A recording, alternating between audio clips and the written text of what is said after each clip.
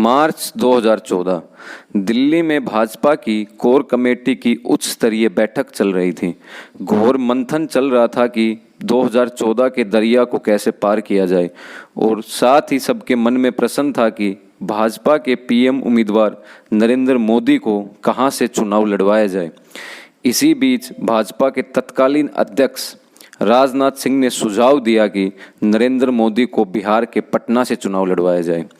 लगभग सभी इस बात पर एकमत थे, परंतु तभी बीच से एक सधी हुई आवाज आई कि मोदी को यूपी से चुनाव लड़वाया जाए, परंतु राजनाथ ने इसे अस्वीकार कर दिया।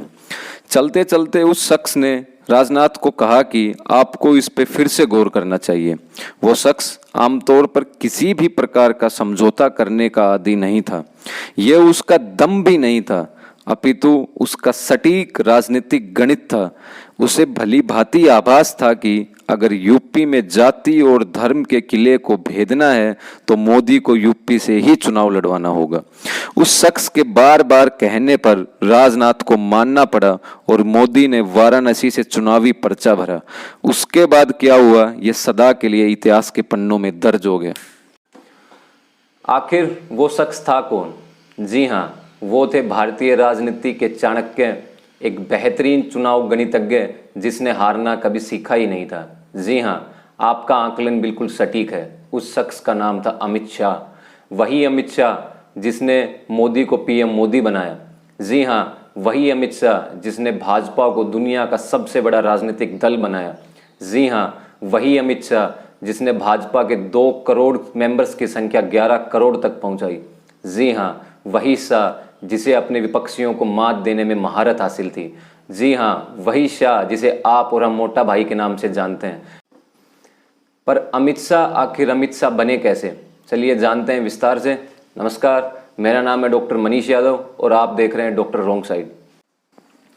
22 अक्टूबर 1964 को मुंबई में एक गुजराती कारोबारी अनिल चंद्र शाह के घर जन्मे अमित शाह ने अपनी जिंदगी के पहले 16 बरस अपने पैतृक गांव मानसा में ही गुजारे। उनके सहपाठी अक्सर जिक्र करते हैं कि शाह बचपन से ही बहुत जोहरी नज़र के धनी थे। वे लोगों की खूबियों को झटपट पहचान लेते थे। उन्होंने 7वीं कक्षा में मॉनिटर का चुनाव लड़ा और विजयी भी रही। ये शाह की ज़िंदगी का पहला चुनाव था। 16 साल की उम्र में वो मानसा से अहमदाबाद आ गए और आरएसएस की ही एक शाखा एबीवीपी का दामन थाम लिया। मात्र 2 ही साल में उन्हें एबीवीपी गुजरात इकाई का संयुक्त सचिव बना दिया गया।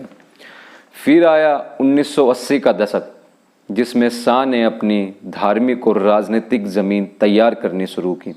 आरएसएस के साथ साथ शाह का झुकाव एक संत की तरफ भी था, जिनका नाम था वामदेव। जी हाँ, ये उन्हीं 5 संतों में शुमार थे जिन्होंने राम मंदिर के लिए सबसे पहले आंदोलन की पटकथा लिखी थी। अमित शाह ने वामदेव से ही वैदिक धर्म के सारे गुर सीखे थे। वामदेव के आदेश के बाद ही शाह ने साल 1986 में हुए हरिद्वार कुंभ में हिस्सा लिया था। उस कुंभ में वामदेव प्रतिदिन शाह को किसी न किसी बड़े संत के पास अवश्य भेजते थे। शाह डेरे में जाते, उनके साथ वक्त बिताते और साधुओं के साथ लंगर भी खाते और अंत में दक्षिणा लेकर वहाँ से वापस आ जाते। शाह उस मिली हुई दक्षिणा से एक साइकिल किराए पर लेते और पूरे कुंभ का भ्रमण करते। इसी घटना ने अमित शाह का पूरा जीवन ही तब्दील कर दिया और उन्हें पहली बार सनातन धर्म की महानता का एहसास हुआ। मोदी और शाह की पहली मुलाकात अहमदाबाद में आरएसएस के बैठक के दौरान हुई और वो साल था 1980, पर दोनों के बीच मित्रता गहरी हुई साल 1987 में। अमित शाह और मोदी में एक बड़ी बेहतरीन खूबी थी, वो लीक से हटकर चीज़ों को सोचते थे और उन्हें यही चीज़ दूसरे कार्यकर्ताओं से अलग बनाती थी। पर परीक्षा अभी शेष थी। साल था 1995। गुजरात में विधानसभा चुनाव का बिगुल बज चुका था और इसकी कमान सौंपी गई मोदी और शाह को। शाह ने ग्रामीण गुजरात में ऐसा राजनीतिक चक्रव्यूह रचा कि कांग्रेस के बड़े बड़े दिग्गज ताश के पत्तों की तरह ढह गए। यहाँ से शाह का राजनीतिक सूरज चमकने लगा, परंतु असल चुनौतियां अभी बाकी थी। साल 1998 जब केशुभाई पटेल दोबारा सीएम बने तो वो मोदी से कन्नी काटने लगे और अपनी शक्तियों का इस्तेमाल कर मोदी को जनरल सेक्रेटरी बना गुजरात से दूर दिल्ली भिजवा दिया। परंतु वो गच्चा खा गए। उनका सेनापति अभी भी गुजरात में रहकर उनके मंसूबों को अंजाम दे रहा था। जी हाँ, अमित शाह उस दौर में अकेले ऐसे नेता थे जो मोदी के पीछे वज्र बनकर खड़े थे और इसके चलते ही साल 2001 में मोदी गुजरात की शीर्ष सत्ता पर आसीन हुए। शाह को भी गुजरात का गृह मंत्री बनाया गया और इसके बाद उन्होंने कभी पीछे मुड़कर नहीं देखा। शाह ने वो दौर भी देखा जब 2010 में सीबीआई ने उन्हें सोहराबुद्दीन शेख एनकाउंटर केस में गिरफ्तार कर लिया। शाह 3 महीने तक जेल में रहे और कोर्ट से जमानत भी इस शर्त पर मिली कि उन्हें 2 साल के लिए गुजरात छोड़ना होगा। पर अमित शाह तो आखिर अमित शाह ठहरे। उन्होंने दिल्ली में रहते हुए बड़े नेताओं से संपर्क बनाए और फिर आया साल 2014।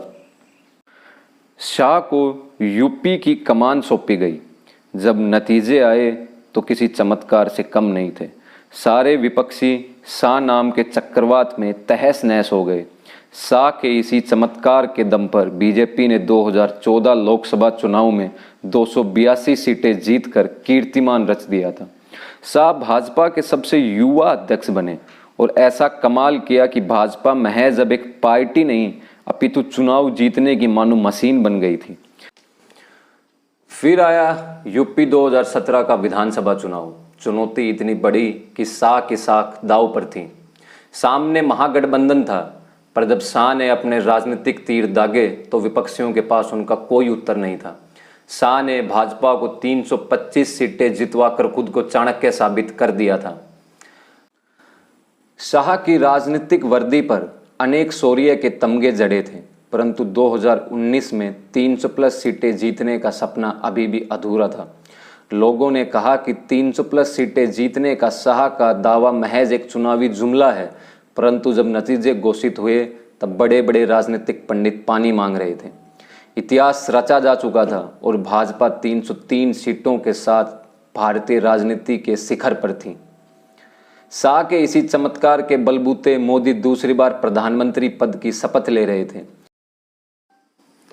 जब एक पत्रकार ने उनसे नरेंद्र मोदी के साथ लेकर रिश्तों पर सवाल किया तो उनका जवाब था कि मैं मोदी का हर काम करने में सक्षम हूं तो मैं उनका बेस्ट मैन हूं, और अगर कल को कोई दूसरा मेरे से इन कार्यों को बेहतर करेगा तो वो उनका बेस्ट मैन होगा। इसमें कुछ भी पर्सनल नहीं है। यदि आपको हमारा ये किस्सा पसंद आया तो इसको लाइक करिए, शेयर करिए, सब्सक्राइब करिए और देखते रहिए हमारा चैनल डॉक्टर रॉन्ग साइड। जय हिंद।